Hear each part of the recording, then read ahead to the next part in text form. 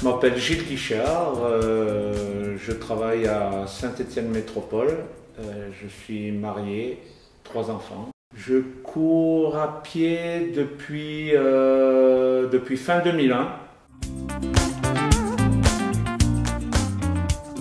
On venait de créer une association avec des copains qui est devenue Club FFA par la suite. Et on s'était mis l'Aubrac et les Templiers la même année comme objectif, parce que c'était une course de prestige, qu'il est toujours d'ailleurs. J'en entendais parler dans la région des gens qui allaient la faire toutes les années.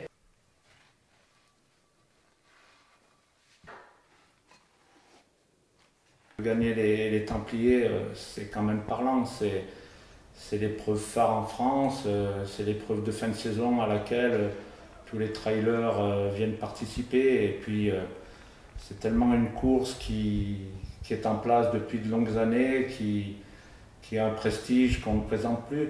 Je m'étais préparé déjà en courant beaucoup de courses régionales. Bon, je m'entraînais à cette époque-là un peu d'une façon archaïque, on va dire, avant de rencontrer Philippe Propage, là, qui m'a un peu plus cadré sur mes plans d'entraînement. Peut-être juste avant les Templiers, Philippe a commencé à me faire des plans d'entraînement, mais j'avais énormément couru de courses régionales cette année-là. Mon pire souvenir des Templiers, je n'ai pas de pire souvenir aux Templiers. J'ai des moments difficiles sur l'ultra. En 2011, j'avais voulu participer à l'ultra et je me suis rendu compte que mentalement, j'étais pas prêt pour ce genre d'effort.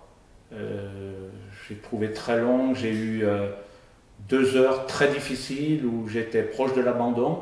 Et puis, miraculeusement, en mangeant un peu, en buvant un coup, en discutant au téléphone, parce que j'ai un copain qui m'avait appelé au téléphone et du coup ça m'a reboosté et puis j'ai retrouvé un gain d'énergie et ça m'a permis ensuite de finir en boulet de canon. J'étais allé chercher une 6e place à laquelle je ne m'attendais plus du tout. Forcément ma victoire, ça c'est certain. Forcément ma victoire que j'ai pas tellement appréciée tout de suite, même si je mesurais l'événement que je venais de réaliser, parce que je réalisais pas tout de suite.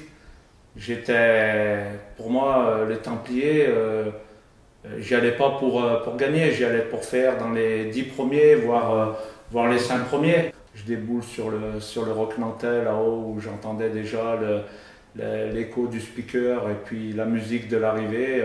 C'est des souvenirs, en les évoquant, ça me met encore des frissons.